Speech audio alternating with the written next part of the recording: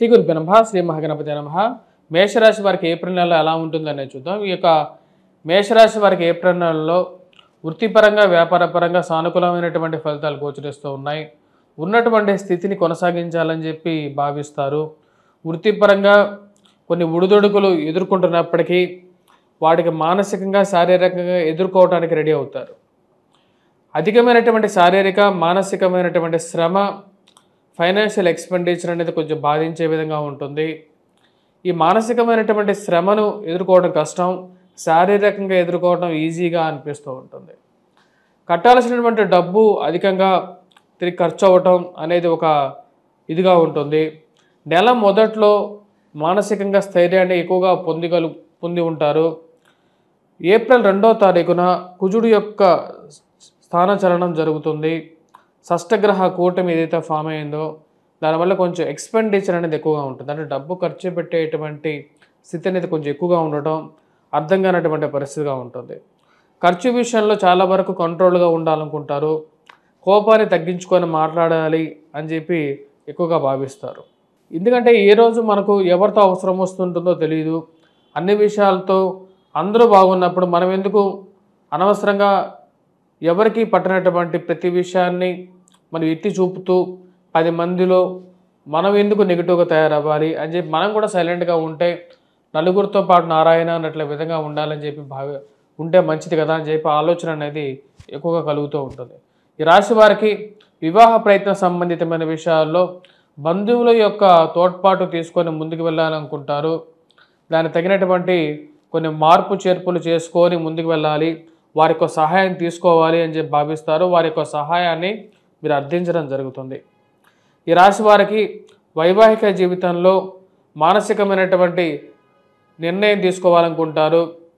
చిన్న చిన్న విషయాలకి ఊర్లో వాళ్ళందరికీ మరి అదేవిధంగా మూడో వ్యక్తికి చెప్పకుండా భార్యాభర్తలు ఇద్దరూ కలిసి మధ్యవర్తి లేకుండా మాట్లాడుకొని విషయాన్ని పరిష్కరించుకోవాలి.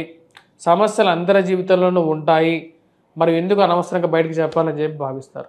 ఈ రాశి వారికి నూతన వ్యాపార ప్రయత్న సంబంధితమైన విషయాల్లో రొటేషన్ బాగుంటుంది.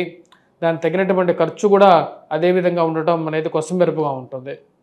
రొటేషన్ ఎక్కువగా ఉన్నప్పటికీ కూడా వచ్చినటువంటి డబ్బులలో అధిక పాళ్ళు ఖర్చు ఏదో విధంగా ఖర్చు అవ్వటం అర్థం కానటువంటి విషయం. 10 మందికి అనవసరమైనటువంటి వారికి మాట ఇచ్చి వారిని రికమెండ్ చేసి వారికి ఉద్యోగం ఇప్పించి అనర్హులకి ఉద్యోగం ఇప్పించి వారితో మాట్లాడాల్సినటువంటి పరిస్థితి ఎందుకు మనకు, అసలు ఒకటికి ఉద్యోగం ఇప్పించడమే తప్పు అనేటువంటి కొన్ని విషయాలు మానసికంగా బాధించే విధంగా ఉంటాయి.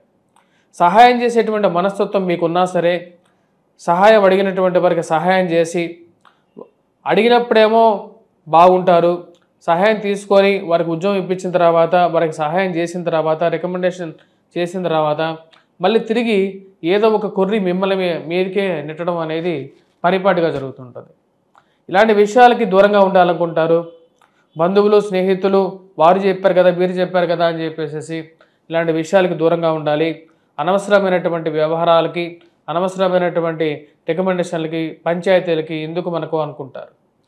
భూ సంబంధితమైనటువంటి లావాదేవీలు, మధ్యవర్తి పంచాయతీలు, అనవసరమైనటువంటి తగాదాలకి దూరంగా ఉండాలనుకుంటారు. కానీ మీరు ఎంత దూరంగా ఉండాలనుకున్నా సరే పోయేటప్పుడు దారిలో పోయేటువంటి ప్రశాంతంగా పోయేటువంటి వారిని పిలిచి మిమ్మల్ని అనవసరమైనటువంటి తగాదాల్లో ఆ తగాదాలు మీరు తలకు చుట్టేటువంటి వారు 10 మంది తయారవుతారు.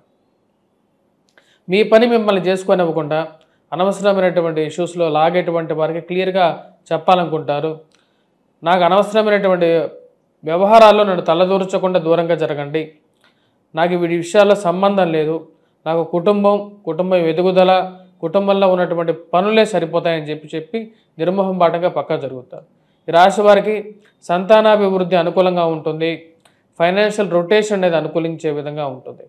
వివాహ ప్రయత్న సంబంధితమైన విషయాల్లో సానుకూలమైనటువంటి ఫలితాలు ఈ యొక్క నెల చివరిలో రావడానికి అనుకూలమైనటువంటి గ్రహస్థితి గోచరిస్తూ ఉన్నది.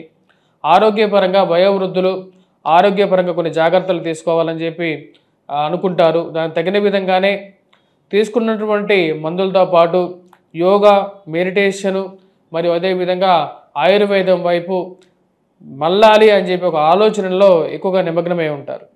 వయసు రీత్యా తీసుకోవాల్సినటువంటి కొన్ని మార్పు చేర్పులు తీసుకోవాలని చెప్పి భావిస్తారు.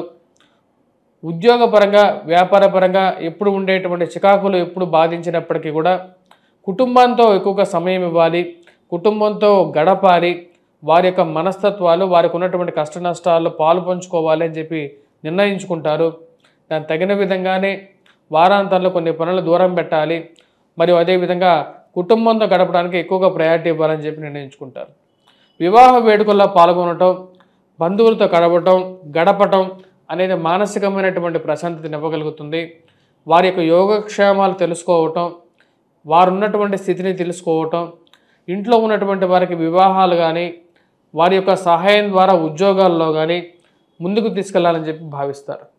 దానికి తగిన విధంగానే కొన్ని మార్పు చేర్పులు చేసుకొని దూరంగా జరిగినటువంటి వారైనా సరే పిలవగానే అనుకోకుండా వారి యొక్క వివాహానికి హాజరవ్వటం అనేది, ఒక వివాహానికి కానీ శుభకార్యాలకి హాజరవ్వటం అనేది ఒక మానసికమైనటువంటి ప్రశాంతతను ఇవ్వగలుగుతుంది. ఈ రాశి వారికి ఈ యొక్క నెల సానుకూలమైనటువంటి ఫలితాలు గోచరిస్తూ ఉన్నాయి. విద్యా సంస్థల్లో పనిచేస్తున్నటువంటి వారు విద్యార్థులకి అనుకూలమైనటువంటి కాలంగా గోచరిస్తున్నది. గురువు అనుకూలమైనటువంటి స్థానంలో ఉన్నాడు. ఇది విద్యా సంబంధితమైన వ్యవహారాల్లో అనుకూలమైనటువంటి ఫలితాలు ఇవ్వగలుగుతుంది. మ్యాథమెటిక్స్లో ఎవరైతే విద్యార్థులు ఉన్నారో ఈ నెల కొద్దిగా కష్టపడి శ్రమ చేయాలి. ముఖ్యంగా వచ్చేటప్పటికి గణితంలో ఎక్కువగా యాప్టిట్యూడ్లో రీజనింగ్లో ఎవరైతే విద్యార్థులు ఈ పోటీ పరీక్షల కోసం ప్రిపేర్ అవుతున్నటువంటి వారు, గవర్నమెంట్ రిలేటెడ్ ఎగ్జామ్స్ రాస్తున్నటువంటి వారు ఆ యొక్క విషయాల్లో కొద్దిగా ఎక్కువగా కష్టపడి ప్రయత్నం చేసినట్లయితే విజయాన్ని సాధించగలుగుతారు. ఈ రాశిలో ఉండేటువంటి వారికి ఈ యొక్క నెల సానుకూలమైనటువంటి ఫలితాలతో పాటు కొంచెం మిశ్రమమైనటువంటి ఫలితాలు కూడా గోచరిస్తూ ఉన్నాయి. శారీరక శ్రమ విషయంలో కొద్దిగా జాగ్రత్తగా ఉండాలి.